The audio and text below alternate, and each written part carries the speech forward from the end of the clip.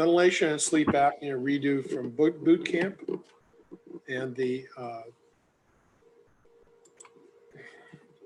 disclosures, my usual ones. Inspire still goes along with post-award. Symmetrics we're working on. Jazz Pharmaceuticals, up to date, Merck Manual, and 7 Dreamers. So review the neural structures for respiratory control, describe the functional features for breathing and sleep versus wakefulness, and relate the concepts to the pathophysiological basis of sleep apnea. And we can stop and ask questions at any point. It's really a refresher. And I'll try to kind of wrap around the different concepts that Ted Dick talked about. That is the brainstem control of breathing. I will not be as detailed as Ted was. And Yishi's introduction to his talk on how to, on afferents will be alluded to, but again, you just try to put it in the context of what I'm talking about. So here's an old picture, but it really kind of says, from a brain point of view, what are the factors and features that you should be aware of? And everyone sort of studied this if they had an anatomy course, but you have cortical control, that is your cortex above your brainstem, above your midbrain. You have an area called the hypothalamus, which is a crossroads for all sorts of metabolic, hormonal traffic, as well as the site of the suprachiasmatic nucleus. You have then cerebellar control, which we we think of more for our feet and for our arms, but cerebellum also impacts upon breathing. And we have 2 kind of groups, the ventral respiratory group, that is the front part of the brainstem, and the dorsal respiratory group. We'll talk about those in a second. Medullary chemoreceptor. So there are things in the brainstem that are acid responsive, and so CO2 makes bicarbonate, or can unleash itself and make alkalosis and acidosis. And then there's neuromuscular drive, and then the afferent input from the carotid body, upper airway, mechanoreceptors, and receptors. And these are sort of some features to talk about. So the dorsal and ventral respiratory group has, you kind of can imagine, are found in mammalian brainstems, but really represent a evolutionary differentiation and growth that relates in general, not specifically, but the dorsal respiratory group goes to your phrenic nerve, so your chest wall, and your ventral respiratory group goes to your upper airway. So you can sort of see that these areas are packed together, they're close, they have a strong, healthy presence, and if any one of these things gets hit by either a disease or a gene or a developmental paradigm injury, that they all affect breathing. And they breathe because there are 2 features. One is historically called the autonomic breathing system, which is what's happening as you're listening to me. You're breathing at about, maybe 12 to 16 times a minute. If I was watching you, you would be breathing at 14 to 18 times a minute. And then you have this cortical control, which is take a deep breath. Everybody takes a deep breath. That's your cortex that overrides your medulla. That is your brain, your breathing there. And talking overrides the CO2 response. Attention, breath holding, all these things are this cortical control. So the efferent intervention of the respiratory system coming out of the brainstem goes to the airways and the respiratory muscles. And the airways we usually think of as the autonomic nervous system, and this is parasympathetic, cholinergic, bronchodilation, sympathetic, beta-2 adrenergic, and then non-cholinergic, non-sympathetic. And there's a variety of complexity to this efferent system. And generally, the autonomic nervous system kind of goes down pathways in which the afferent, that is coming from the lungs, go back up, and they kind of collide at different parts of the respiratory system and are controlled not only in the brainstem, but controlled in the peripheral ganglion. And there's a really interesting literature in which this control goes all the way down into your lungs with neuroepithelial bodies, and that there are efferent autonomic system that synapse on mast cells and synapse on the cellular elements of the lung, and produce then release neurotransmitters and neuromodulators that affect inflammation or affect blood flow and give us all sorts of mischief. Head trauma, sudden head trauma will cause pulmonary edema because it constricts vessels in the lungs, and your heart is okay and everything else is okay, but you can't breathe because of this pulmonary edema. But we're going to turn really mainly to respiratory muscles. Close the door.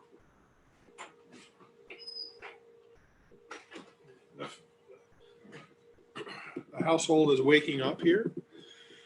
So respiratory muscles are like other skeletal muscles with cortical and brainstem input. The diaphragm is perhaps the most unique, and it's sort of halfway between your striated muscles in your arms and legs and your heart.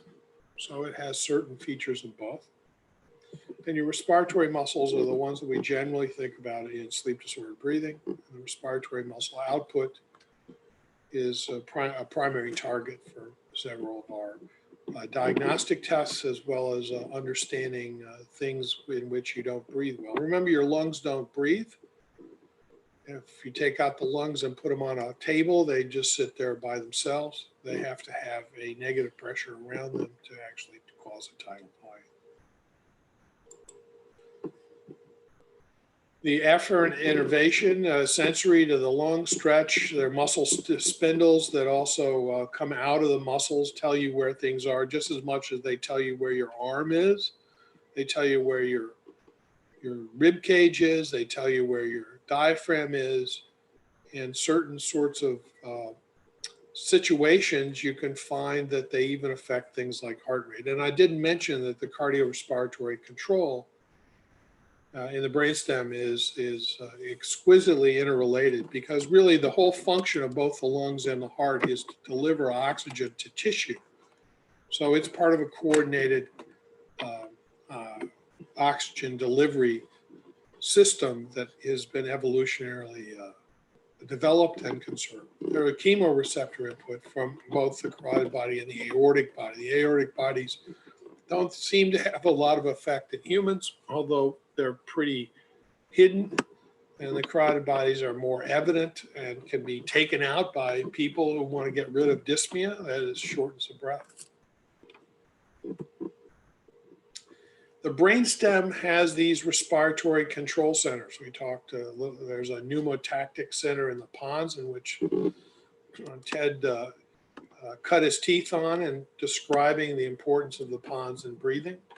Because previously, when you sort of do anatomic dissections, you would sort of say, well, you know, this part of the brainstem does this, this, and the other, but it's really an interrelationship. And there's an area there which is quite perhaps the controller of airway tone, a controller of breathing, controller of upper airway, cochlear diffusae, which he is a maven on. It generally inhibits things, but you remember you have to have a on switch and an off switch. You can't always breathe in, so you kind of have to stop that and let it breathe out. You have an area which if you hit pretty hard, you will stop breathing. You have this dorsal respiratory group and your ventral respiratory group. You have outputs that go to the vagus nerve and the glossopharyngeal nerve and the respiratory motor nerves. So this is year 2000 Guyton, and the complexity here has gotten to be pretty good. We now know a little bit more about all the neurochemical controllers in there, but we know a little bit more of the tracks, and we know a little bit more about the system to the extent that we have feedback control that comes in through the vagus nerve into the brainstem and can initiate both breathing as well as cardiovascular effects. The dorsal respiratory group is really for quiet inspiration. Ventral respiratory group, forceful inspiration and active expiration. Probably as you develop an upper airway that needs to kind of have air in and out and does other things like, remember that it also, you swallow and you cough and you talk and all sorts of things there. There's the old term is the pneumataxic center. It influences inspiration and shut it off in the pons. And the apneustic center is interesting. You don't just hold your breath, you actually hold your breath after a breath. So you're really prolong inspiration. So what happens here? Well, it's a system. And 1950s engineers that engineering principles came into medicine. Feedback control was already known in the endocrine systems, and feedback control was also known for blood pressure and feedback control. Then entered the realm of respiratory medicine with Grodin's, and then that line of thinking is really the basis for the start of respiratory control at Case with Neil Cherniak. So your brain goes to your nerves, goes to your upper airway and chest wall, and they go to particular muscles of the upper airway, and they go to the muscles of the chest wall. The muscles of the upper airway are a little more hands-on in that they open your airway and they change in terms of exercise and breathing. And then the oxygen, the purpose of this whole thing is oxygen uptake. Oxygen uptake in the lungs goes to the heart, it goes to the tissue. And then you have certain things that tell you whether or not you're breathing too much, too little. And we sit there and we call that the carotid body. Those are the sensors, and then the controller up there in the brain at the different regions that we've sort of dissected already. So as you're taking a breath, you're doing it at several different time domains. One is within your inspiration and expiration. Another is inspiration to expiration over maybe a minute, 2 minutes, 3 minutes to be able to keep your acid-base balance as well as your oxygenation. And then there are certain activities such as exercise, running either away or toward an elephant, whatever it is you want to do, in which your respiratory system is really embedded in something that is your entire respiratory system. That is, you're running away from an elephant, your entire system is a respiratory system. So ventilatory responses, sleep, CO2 thresholds, these are the things that we talk about that are relevant to sleep disordered breathing, but it's also relevant to breathing disorders during wakefulness. And if one sees a level, finds a level of CO2 that's elevated, and you need to kind of consider the controller, that is the brain, in terms of what its acid-base values might be or what it's responding to. And then you want to think of the controlled system. Controlled system could be the muscles, could be the nerves, could be the chest wall. And those are the two elements that kind of determine the how this thing responds, right? So there are certain bells that if you hit, they don't ring. And then there are certain bells that you hit that ring and have a resonance for many, many minutes. And so how do you keep that system under some sort of control over time? And you do it quite well. And I'm trying to be a sort of a, I don't know what it is. It's that watchmaker and sort of say, well, if I was making this, but I didn't make this, evolution made this. And there are things to learn and things to think about. And the tools that evolution used are the same tools that they did when you started the first path to having respiration, having lungs, having hearts, etc. Carotid and aortic bodies, they have afferent signals that go into the medulla through the glossopharyngeal nerve, the vagus nerve, the carotid. The carotid body itself is fairly, is not only for O2, but also CO2. It's also blood pressure. And as Frank Giacono showed when he was a fellow, also it has receptors for inflammatory markers like IL-6, and in response to IL-6 will actually increase its activity in the isolated carotid body. There's been more money spent on studying the carotid body per gram of tissue than any other tissue in the body. It's very small. The chemosensitive areas of the brain, there's the inspiratory area, and then there's that's the dorsal and the ventral respiratory group and pH. And this was really the major breakthroughs in the late 70s in terms of trying to describe these areas, mostly descriptive, and now with new ways of identifying cells, new ways of dissecting this. You can actually live and die in the brainstem with little microelectrodes recording things and looking for how these things respond, how they coordinate, and how they relate to phrenic nerve activity or hypoglossal nerve activity, which are the major kind of outcome measures in these isolated brain stems, either at a, or it could be even in a slice in which you're inventive. You can slice these things through an area where the hypoglossal nerve comes out.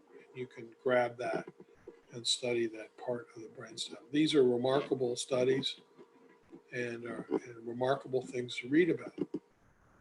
And there is where you find how drugs work. That's where you find how neurosystems work. That's how you look at things. And I see Dr. Horton's on, and he thinks that cannabinoid receptors are in there and get changed with sepsis. And as Frank Giacono says, that this whole system responds to systemic sepsis. So that's a good example of how a pneumonia or a peritoneal infection can affect your breathing and also contribute to your illness.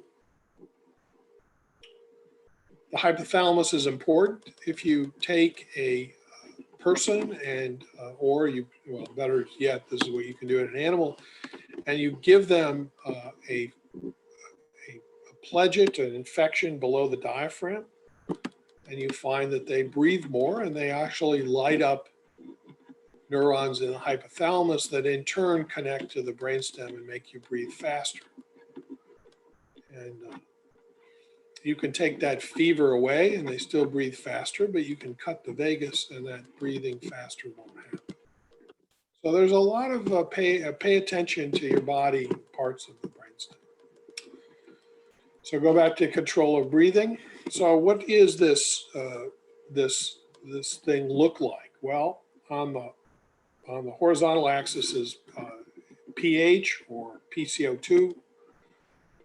And what you have is pH or PCO2, and you have a normal curve, a normal spot, that is a PCO2 of 40. The average is 38 to about 44, 45. And you see that as you increase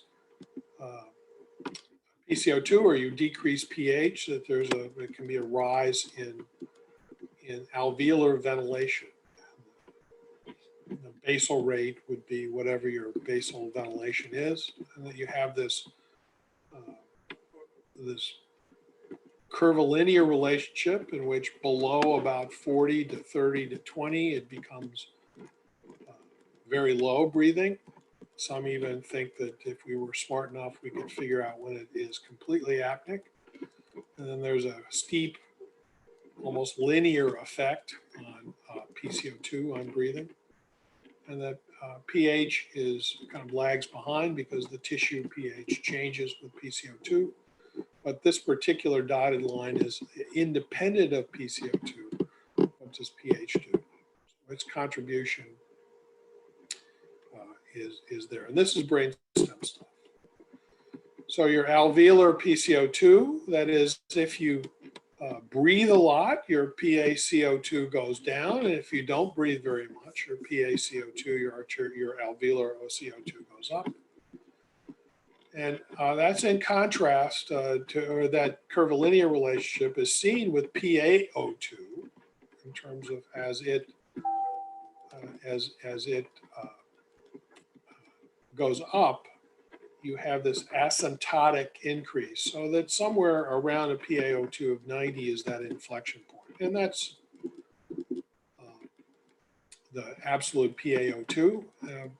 The more practical way of looking at that is it becomes linear if you look at the oxygen dissociation curve. And so the alveolar CO2 and this I want to just show you, there's an integrated effect. That is, if your PCO2 and your PO2 change, or your pH change, is that, and let's look at the bottom part, and you have these lines that go up, which is alveolar CO2 goes up and ventilation goes up at a PO2 of 100, 60, 50, and 40. And what you see is that it's steeper and steeper and steeper. So this particular responsiveness changes with an interaction between PCO2 and PO2. Generally in humans, we test each separately and we don't test them together. There are ways of testing them together. That's asphyxia, where CO2 will rise and PO2 will fall. And that's probably more relevant to what happens with an apnea. But the principles of how they interact. This interaction is at a systemic level. So what is Cheyne-Stokes respiration? Well, it's these sorts of balances back and forth between PCO2 and in the blood and PCO2 in the respiratory neurons. And they kind of wiggle back and forth, and they're off center and they're not perfectly balanced.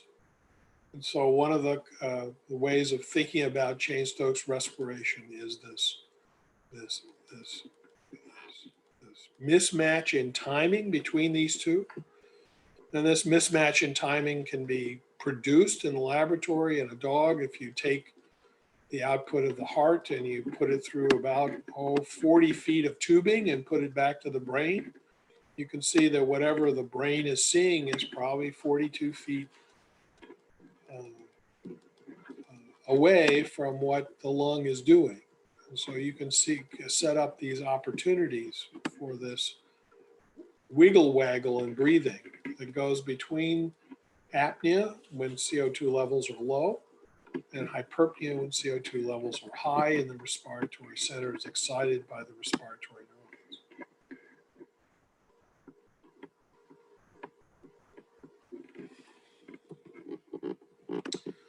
So you can see that this sort of system there is working at different levels with a CO2 threshold. You have ventilatory responsiveness. So what happens here?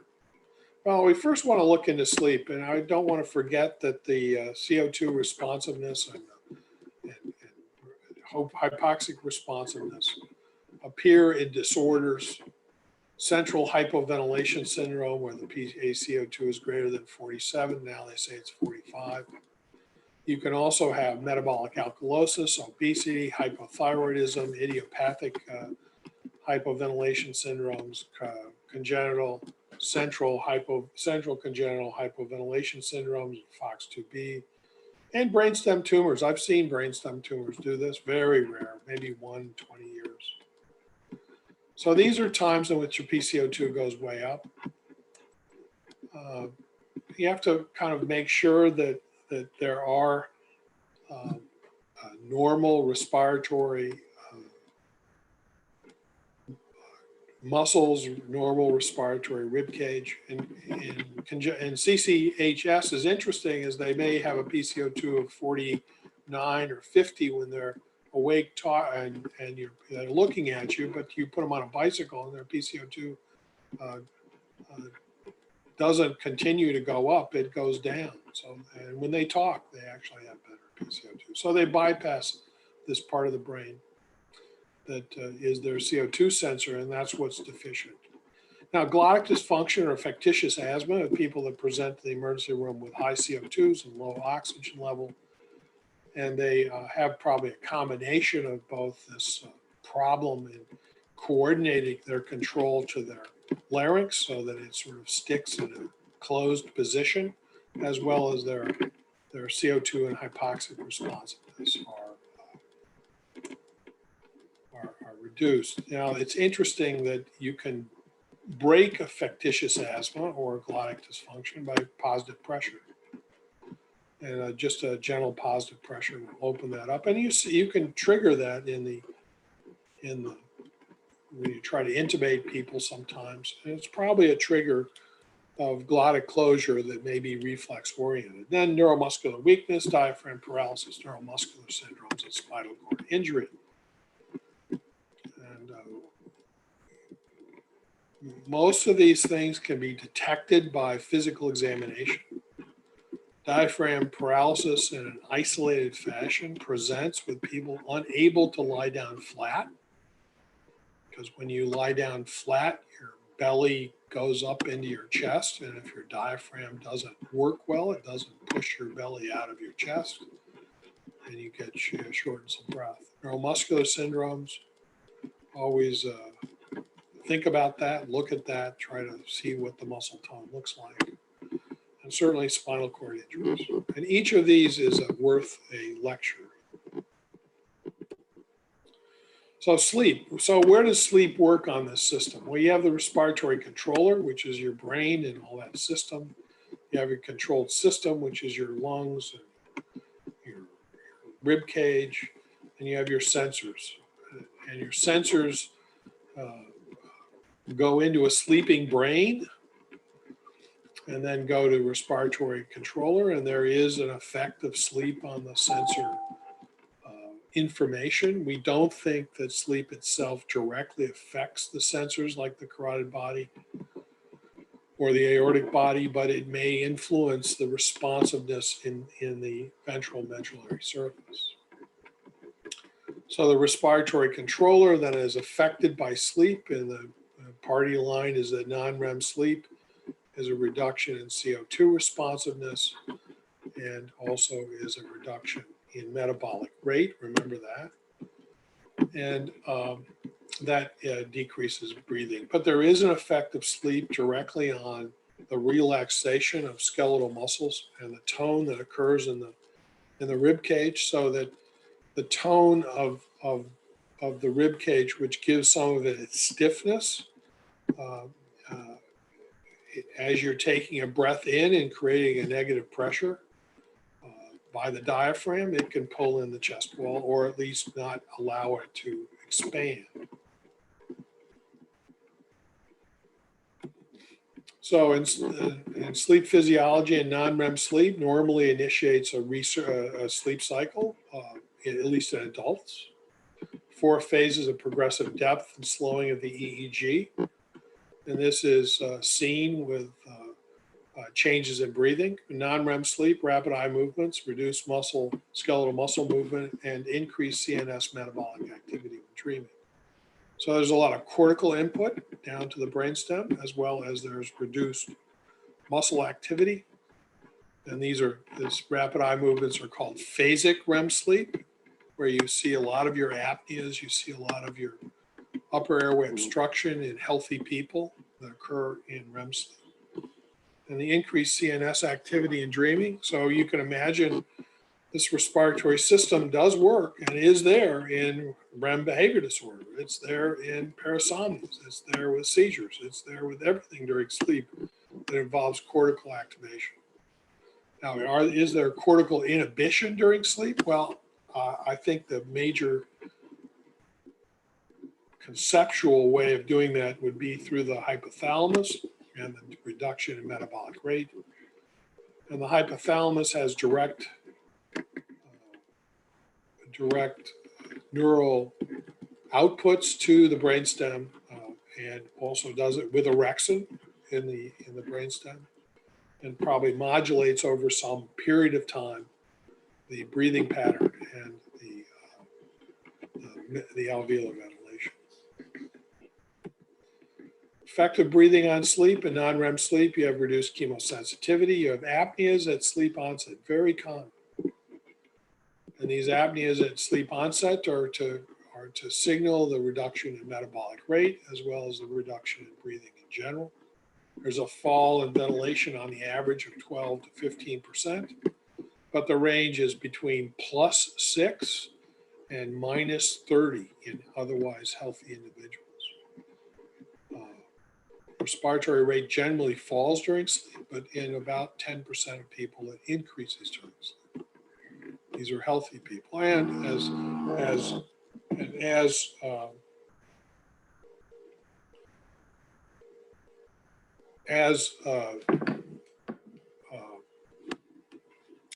Ted Dick will tell you that cats increase their breathing frequency during sleep.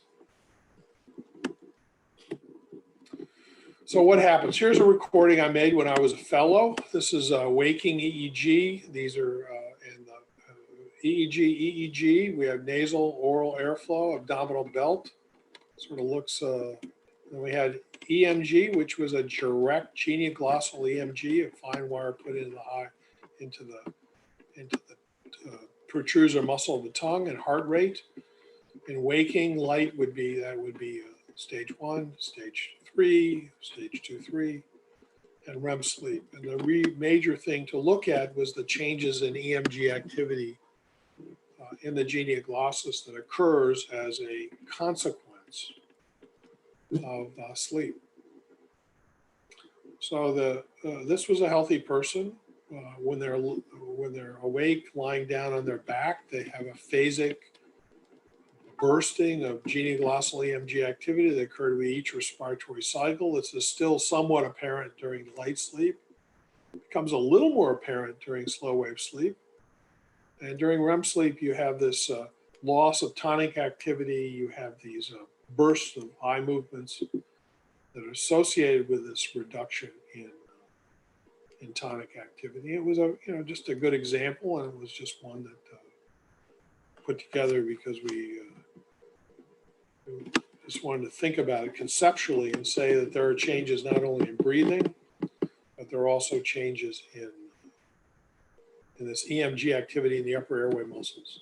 Overall response is reduced ventilation and respiratory drive, lower postural tone, upper airway instability, reduced metabolic rate. And cardiovascular system has reduced epinephrine, heart rate, blood pressure, cortisol, sympathetic nerve activity, and it's harder to produce an arrhythmia during sleep than it is during wakefulness. That's in dogs. And bottom line, sleep is generally cardioprotective in healthy people. This is a healthy person breathing during non-REM sleep on the left and REM sleep on the right. And I'm going to move just a little faster because this is sort of to point out what this is. See, this is inspiration, expiration, thoracic movement, abdominal movement, end tidal CO2 and saturation. Very steady in non-REM sleep. And in REM sleep, you can see whatever you want to see. You can see central apneas, you can see obstructive apneas, you can see end tidal CO2 varies, O2 sat goes up and down. And this variation in breathing occurs. So this particular happens in every one of us during non-REM and REM sleep.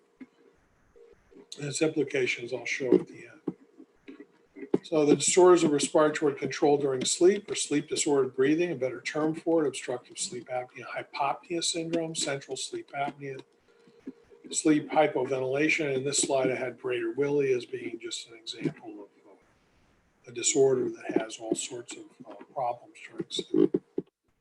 We've seen this before. These apneas during sleep, they're defined as more than 10 seconds. Well, if you have a 9.5 second apnea, is that okay? And if you have a 10.5 second apnea, is that not okay? Well, they're now starting to think of what the length of the apnea tells you. What my impression is the more hypoxic you are when you're awake or when you go to sleep, you can't afford long apneas, and generally those are fairly short apneas. So those people that have AHIs of 110, 115 or so, they don't have long apneas. They have short apneas. So we divide them into obstructive and central. We used to call these centrals non-obstructive. I think that was better. It got picked up because everybody said, "Oh, central apnea is you stop breathing. Obstructive apnea was." They called that a peripheral apnea.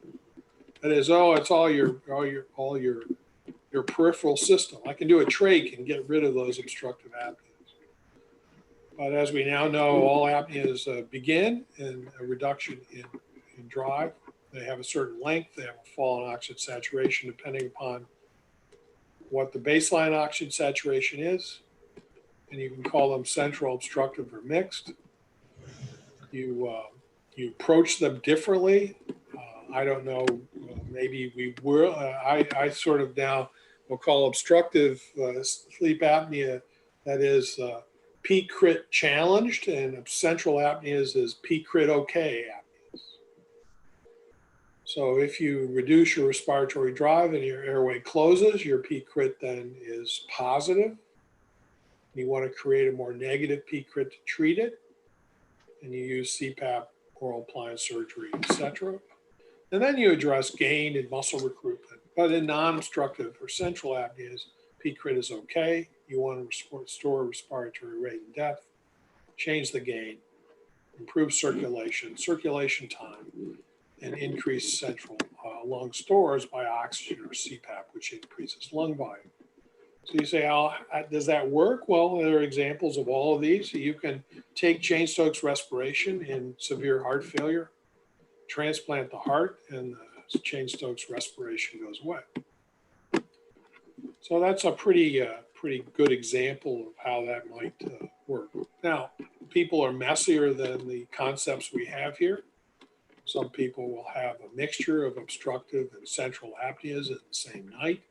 Some people will start off with a central apnea and end up with obstruction called a mixed apnea.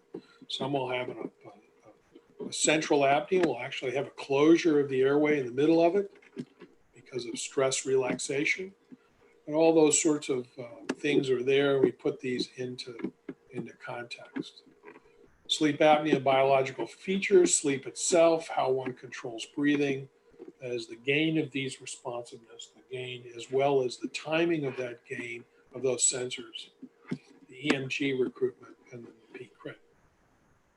So obstructive sleep apnea is a neuromechanically unstable airway. There was a pro-con debate in 2000-something, which Schwab said obstructive sleep apnea is an anatomic disorder, and I said it's not an anatomic disorder.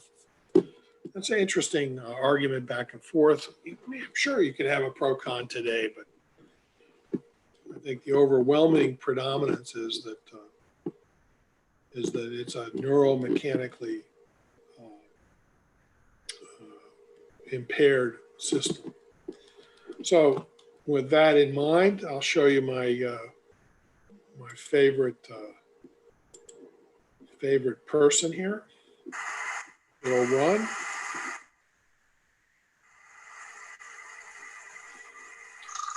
One breath. Ooh. There's an obstructive apnea. See, the rib cage goes in, the abdomen goes out. I'll tell you, the rib cage can go out, the abdomen go in unilateral diaphragmatic paralysis. There's another breath, another obstructed breath. One gasp. Through gas. Oh, obstructed breath. And he stops. And he starts up again. And imagine, I can't hold my breath as well. I used to be able to hold my breath as long as this guy did. But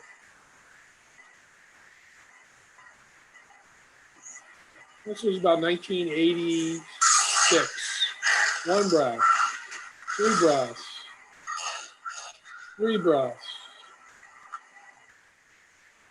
Obstructed. Now that's severe, that's industrial strength sleep apnea. So I think that's important to kind of consider.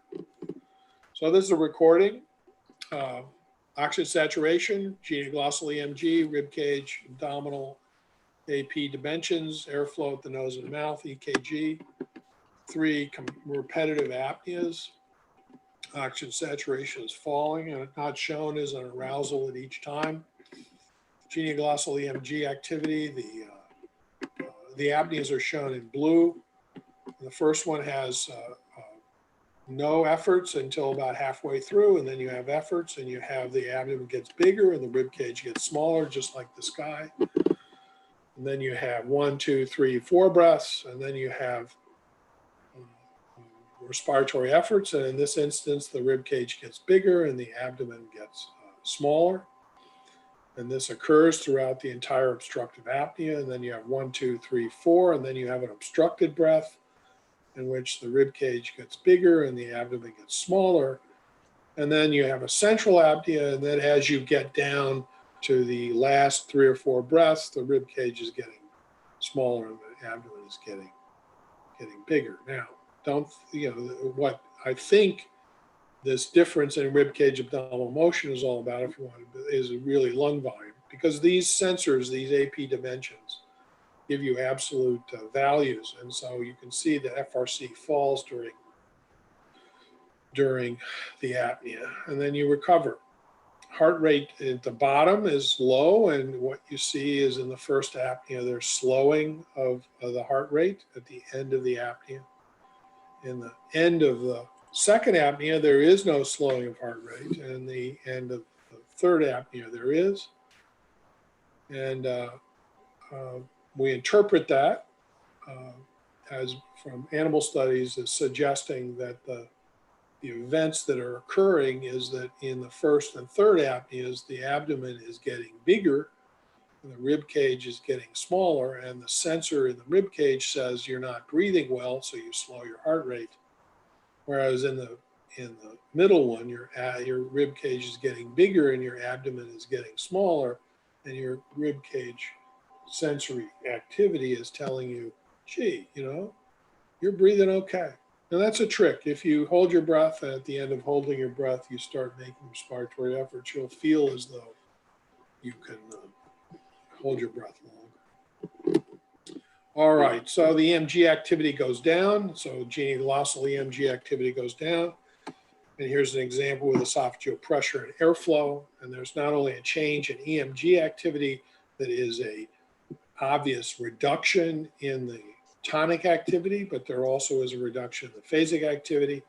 And there's changing in timing, that in the early part of the apnea, the burst of genoglossal EMG is after the onset of a reduction in esophageal pressure. And as you go along and recruit these muscles, you show that it goes before. And we had studies to show that in general, in healthy people, the alanase in particular is pre-activated before the diaphragm. Peak crit. We've done this before. This is an example of how if you reduce your mass pressure, you can do it in one. These are lower and lower mass pressures, and this is drops for 3 or 4 breaths. And you can do this in the laboratory. Your flow gets less and less and gets flow limited. You can show that this particular, you can even close the airway. Be a very fast way of trying to titrate someone. You can measure peak crit by taking all those flow and then the pressure at the nose and drawing a line and finding where it intercepts. Here the peak crit is 2. And we call it passive because if I go back here to this example, we've shown, Susan Redline and I showed in 1983 that the EMG activity on CPAP is negligible, and you don't recruit your EMG activity for 1, 2, 3, 4, 5 breaths. So therefore you can call this passive. There's no muscle or very reduced muscle activity. And you can find that there's arousal with muscle activation, and that muscle activation pushes this peak-crit curve to the left and opens the air. So we use CPAP, and if we use CPAP in certain people we can that have obstruction, we can then create recurrent central apneas. And here's an example of obstructive apneas in the first half of the night. You see the ribcage abdominal motion during this absence of airflow. And that's on the left. And on the right is a central apnea where there's no ribcage abdominal motion. Same person. And they thought this was a relationship to PCO2, and the PCO2 was lower. There's really examples. There's not been a systematic accounting for this. Central apneas and obstructive apneas I've talked about. They explain this drive differential maybe between the upper airway muscles and the diaphragm, but really it's the idea that the upper airway muscles will go below a threshold that they can keep the airway open for an obstructive apnea. Loop gain. All right, loop gain. So loop gain and upper airway stability. So you have waxing and waning of breathing. You've seen examples of that. I gave you an example of ringing a bell or taking a ruler, a metal ruler, and shortening it, or